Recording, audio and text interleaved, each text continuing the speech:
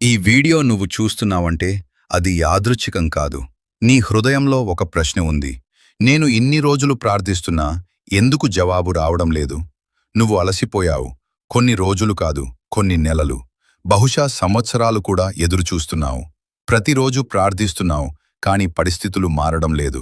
గుర్తుపెట్టుకో, నీ ప్రార్థనకు జవాబు రాలేదంటే నీ సమస్య పెద్దది అనిపించవచ్చు. కానీ నిజం ఏమిటంటే దేవుడు ఆలస్యం చేయడం లేదు. ఆయన పనిచేస్తున్నాడు. నీ జీవితంలో, నీ మనసులో, నీ విశ్వాసంలో.